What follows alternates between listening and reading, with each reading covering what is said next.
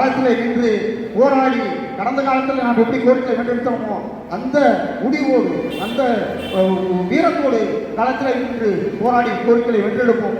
அந்த முடிவுகளை நீங்கள் மாவட்டங்களில் இருந்து எந்த அளவுக்கு உங்களுடைய பங்களிப்பு இருக்கும் என்பதை உங்களுடைய கருத்துக்களை இங்கே பதிவு செய்ய வேண்டும் என்று கேட்டுக்கொண்டு இந்த நிகழ்ச்சியில் கலந்து கொண்டிருக்கக்கூடிய அனைவருக்கும் மீண்டும் ஒரு முறை வாழ்த்துக்களை கூறி விடைபெறுகிறேன். நன்றி. நம்ம மாநில பொதுச்செயலாளர் அவர்கள் உடல்நிலை பாதிக்கப்பட்டு தொடர்ந்து சிகிச்சையில் இருந்திருக்காரு. அவர் பல்வேறு மாநில செயற்குழு மாநில நிர்வாக கூட்டம் இதில் கலந்து கொள்ள முடியாத நிலையில் அவருடைய உடல்நிலை என்பது இருந்து கொண்டிருக்கிறது. தமிழ்நாடு வருவாய்த்துறை கிராம உதவியாளர் செல்லக்கூடிய மாநில செயற்குழு இன்று சிவகங்கை மாவட்டம் காரைக்குடியில் மிக எழுச்சியோடு தொடர்ந்து நடைபெற்று கொண்டிருக்கிறது. இந்த மாநில செயற்குழுவில் கிராம உதவியாளர்கள் கடந்த காலத்தில் மாண்புமிகு டாக்டர் கலைஞர் அவர்களுடைய ஆட்சி காலத்தில் 1999 காலத்திலே 362 அரசாணையின்படி பணியிலே இருக்கக்கூடிய கிராம உதவியாளர்கள் இருந்தால் அவர்களுடைய குடும்பத்தில் ஒருவருக்கு கருணை அடிப்படையில் பணி நியமனம் வழங்கப்படும் என்று உத்தரவிட்டிருக்கிறார்கள்.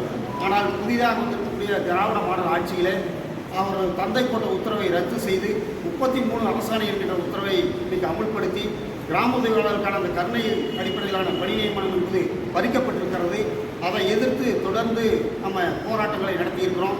மாண்புமிகு வருவாய்த்துறை அமைச்சர் தலைமையிலே 3 கட்ட பேச்சுவார்த்தை நடந்திருக்கிறது. 3 கட்ட பேச்சுவார்த்தையில் மாண்புமிகு அமைச்சர் அவர்கள் உங்களுடைய கோரிக்கை நியாயமானது, அதை நிச்சயமாக வழங்குவோம் என்று உறுதியளித்திருக்கிறார்கள். அதே போல இன்னைக்கு சிபிஎஸ்சில் பணிபுரிந்து ஓய்வு பெற்றிருக்கக்கூடிய இறந்து போன கிராம உதவியாளர்களுக்கான சிபிஎஸ் உடைய இறுதித்தொகை இன்று வரை வழங்கப்படாமல் நிறுத்தப்பட்டு வருகிறது.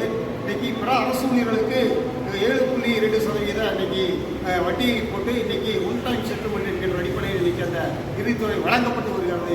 அதே போல் இன்றைக்கி கிராம உதவியாளர்களுக்கு வழங்க வேண்டும். இந்த கோரிக்கையும் நம்ம அமைச்சர்கிட்ட 3 முறை பேசியிருக்கோம். இதையெல்லாம் நிச்சயமாக செய்து கொடுப்பேன் என்று சொல்லியிருக்கார். இன்றைக்கு வரலும் 2 ஆண்டு காலமாகியும் இன்றைக்கு வரை இந்த போக்குகள் இன்றைக்கு நிதித்துறையிலும் அதே போல் மனிதவள மேலாண்மை துறையிலும் போக்கு நிலுவையில் இருந்து கொண்டிருக்கிறது. எனவே இன்றைய மாநில செயற்குழுவில் வருகிற 17ஆம் தேதி காலை 10 மணி முதல் 20ஆம் தேதி காலை 10 மணி வரை 72 மணி நேரம் வெளிநாகத்துக்கு முன்னால் ஆவின் காலத்துக்கு முன்னதாக ஒரு மாபெரும் உண்ணாவிரத்தை நடத்துவது என்றும் அந்த உண்ணாவிரதத்தின் முடிவிலே இந்த கோரிக்கை நிறைவேற்றவில்லை என்றால் போராட்டத்தினுடைய தன்மையை மாற்றி கோரிக்கை பெறும் வரை அங்கேயே காத்திருப்பு போராட்டத்தை நடத்துவோம் என்பதை இதன் மூலம் தெரிவித்துக் கொள்கிறோம்.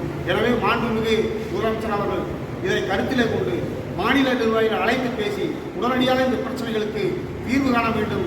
இல்லை என்றால் தொடர்ச்சியான போராட்டங்களை தமிழ்நாடு வருவாய்த்துறை கிராம உதவியாளர் சங்கம் முன்னெடுக்கும் என்பதை இதன் மூலம் தெரிவித்துக் கொள்கிறோம்.